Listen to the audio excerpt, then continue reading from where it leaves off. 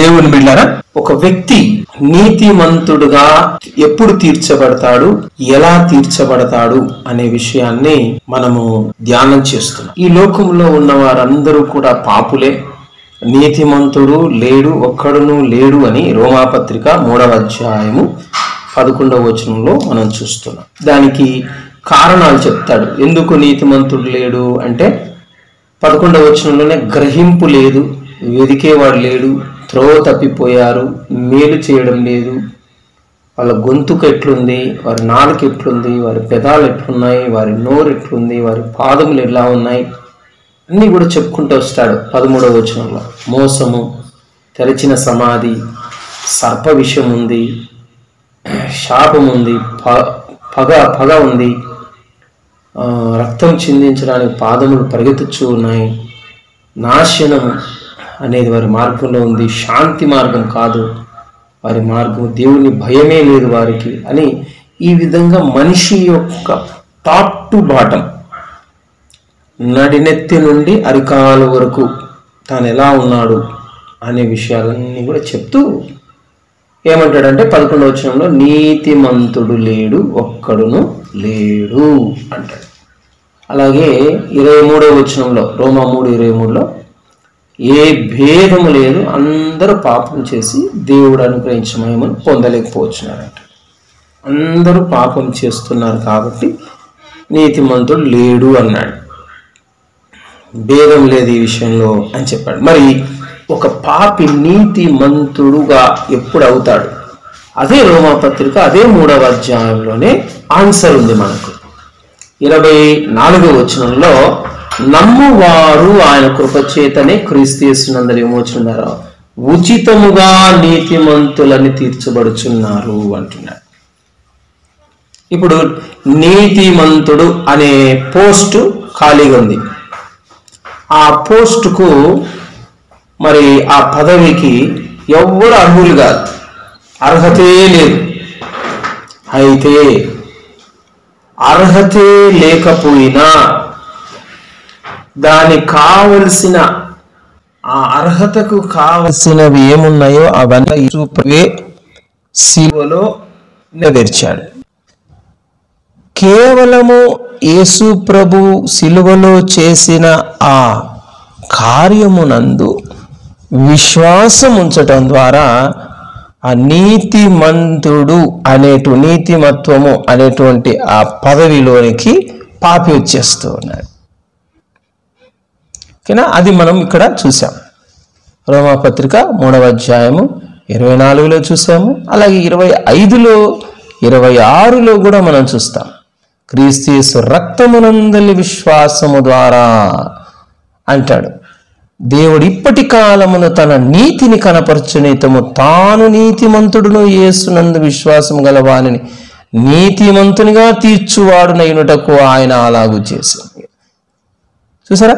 విశ్వాసం ఉంచిన నీతిమంతుని తీర్చడానికి ఏం చేశాడంట తండ్రి? 26వ వచనంలో యేసు ప్రభువును కరుణాధారముగా బయలుపరిచెను అంటున్నాడు. కరుణతో కృపతో ఒక పాపిని నీతిమంతుడు అని అనిపించుకోవడానికి కూడా అర్హత లేనటువంటి ఒక వ్యక్తిని, పాపిని నీతిమంతుడుగా తీర్చడానికి ఆయన కృప చూపాలనుకున్నాడు. ఆయన కరుణతో అలా చేయాలనుకున్నాడు. ఆయన కృపతో కరుణతో చేయాలనుకున్నాడు. అలా కృప చూపడానికి, కరుణ చూపడానికి ఆధారంగా యేసు ప్రభుని పంపాడు.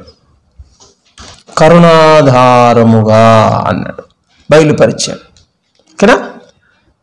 ఈ విధంగా 28వ వచనంలో కూడా మనం చూస్తే రోమా 3:28లో ధర్మశాస్త్ర సంబంధమైన క్రియలు లేకుండా విశ్వాసము వలననే మనుషులు నీతిమంతులుగా తీర్చబడుచున్నారు.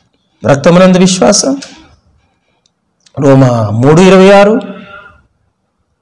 అలాగే యేసునందలి విశ్వాసం, అదే రోమా 3:26. దేవుని బిడ్డలారా, సో ఈ రీతిగా ఒక పాపి నీతిమంతుడిగా తీర్చబడుతున్నాడనే మాట మనం చూసాం.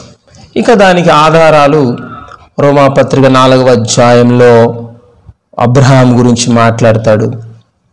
ఆయన నమ్మాడు, అది అతనికి నీతిగా ఎంచబడింది అంటాడు. 4వ అధ్యాయం 3వ వచనం.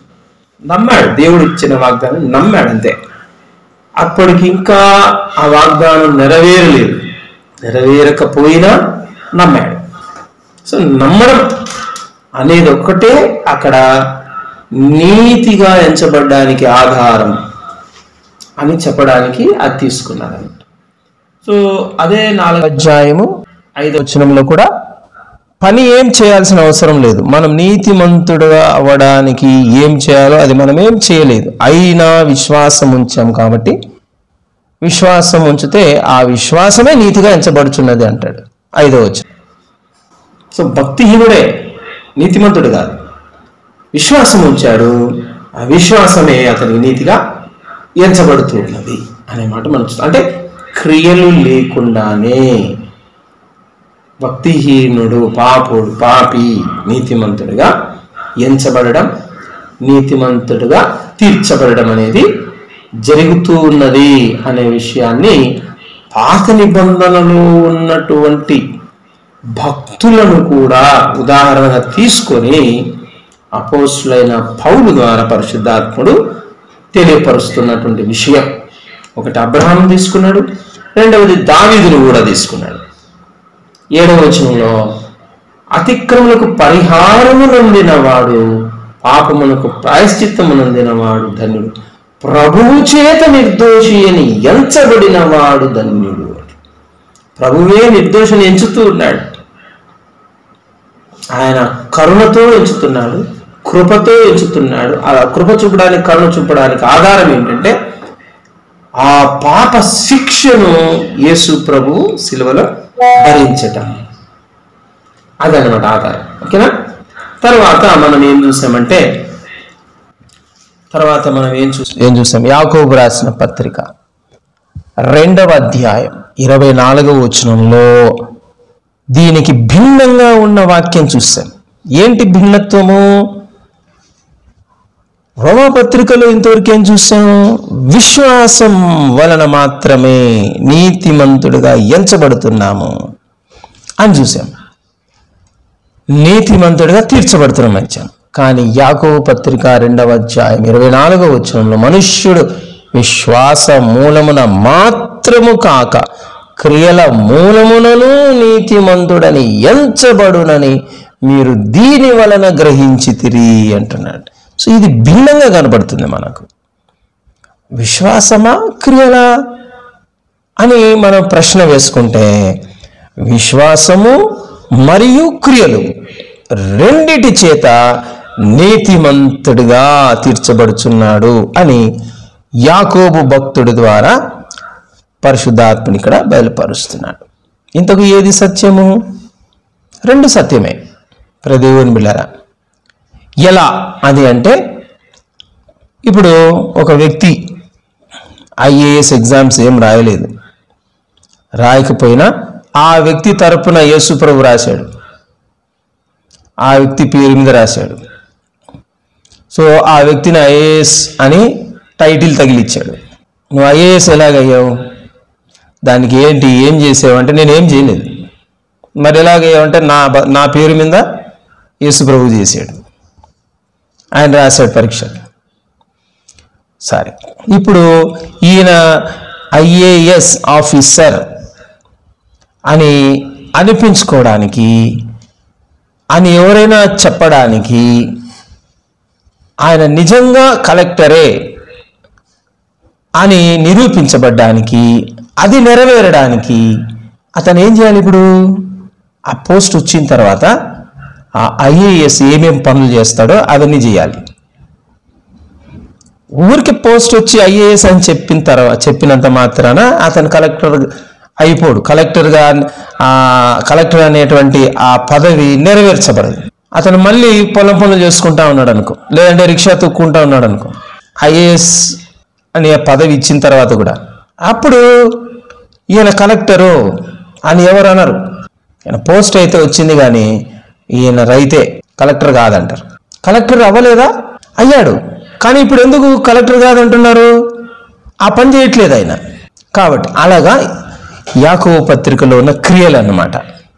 ఓకేనా? ఇప్పుడు చూడండి, యాకోబు పత్రిక 2వ అధ్యాయంలో క్రియల గురించి మాట్లాడుతూ ఓన్లీ విశ్వాసం ఉంటే ఆ విశ్వాసం అతనిని రక్షింపగలదా అని క్వశ్చన్ మార్క్ వేస్తున్నాడు. నీతిమంతుడుగా క్రియలు లేకపోయినా మనల్ని నీతిమంతుడు అని బిరుదు ఇచ్చాడు.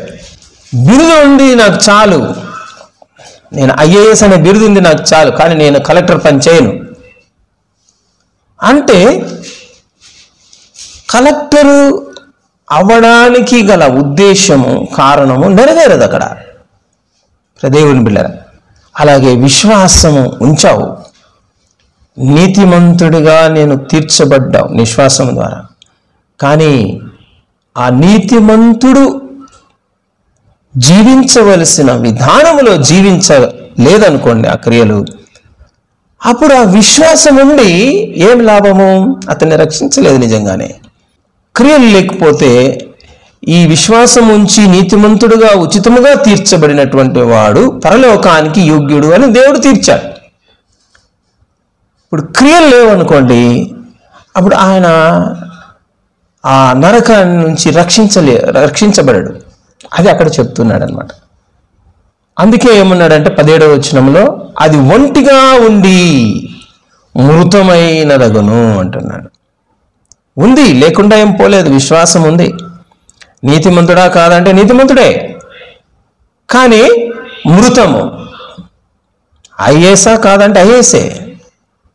నీతిమంతుడా కాదంటే నీతిమంతుడే, కానీ ఐఏఎస్ చేయాల్సిన ఆఫీసర్ చేయాల్సిన పనులు చేయట్లేదు.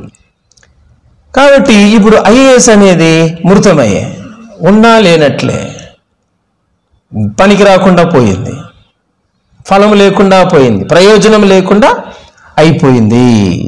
ప్రేమ దేవుని బిడ్డలారా, అందుకే ఏమంటాడంటే 16వ వచనంలో ప్రయోజనము, ఏమి ప్రయోజనము అంటాడు. ప్రయోజనము ఉండాలి. అది అక్కడ యాక్చువల్గా విశ్వాసం ఉంచి నీతిమంతుడుగా అవటం ద్వారా, తీర్చబడడం ద్వారా దేవుడు ఆశిస్తున్న ప్రయోజనం ఏంటి? మనకి ఎలాంటి ప్రయోజనం కలగాలని దేవుడు మన నీతిమంతుడుగా తీర్చాడంటే క్రియలనే ప్రయోజనం మన క్రియల్లో కనబడాలి అనేది.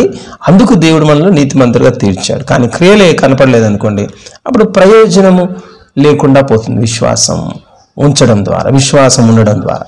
అది నెంబర్ 1. రెండవది ఏంటంటే 18వ వచనం మనం చూస్తే, నీకు విశ్వాసం ఉంది, నా క్రియలు ఉన్నాయి, క్రియలు లేకుండా నీ విశ్వాసం నాకు కనపరచుము అని ఒకడు చెప్పును అంటున్నాడు. ఎలా కనపరచగలం మనం?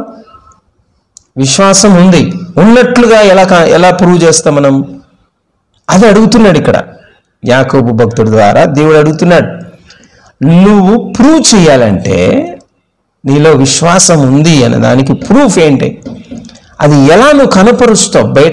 బయట కనపడాలంటే క్రియల ద్వారానే అది కనపడుతుంది అని చెప్తా ఉన్నాడు. యేసునందును విశ్వాసం ఉంచిన ఆ విశ్వాసము నీతిమంతుడిగా నువ్వు తీర్చబడ్డానికి ఆధారమైంది. నువ్వు నీతిమంతుడుగా తీర్చబడినప్పుడు, నీతిమంతుడుగా నువ్వు జీవిస్తే, నీతిమంతుడుగా ఉండాల్సిన క్రియలు మనలో కనబడితే, అప్పుడు ఆ విశ్వాసానికి ప్రయోజనం ఉంది. దేవుని బిడ్డలారా, 18 తర్వాత 20వ వచనం, క్రియలు లేని విశ్వాసం నిష్ఫలమైనదని తెలుసుకొన గోరుచున్నావా? నిష్ఫలము అంటే ఫలము లేనటువంటిది అని అర్థం. ఫలం ఏంటి ఇక్కడ? నీతిమంతుడు. ఫలం ఏంటి? నీతిమంతుని ఫలము క్రియలు. ఫలము లేని చెట్టులాగా అన్నమాట. చెట్టు ఉందంటే ఉంది, కానీ ఫలం లేదు, ఫలము కాయట్లేదు. ఐఏఎస్ఆ కాదంటే ఐఏఎస్ఏ, కానీ ఫలం ఏమైనా ఉందా? ఆ ఐఏఎస్ ఆఫీసర్ ద్వారా ఆ రాష్ట్రానికి అంతటికి ఫలం ఉండాలి కదా, ఆ డిస్ట్రిక్ట్కి అంతటికి, ఆ జిల్లాకి అంతటికి ఆయన ద్వారా ఫలితం ఉండాలి కదా. ఏం ఫలితం లేదు. కారణం ఏంటి?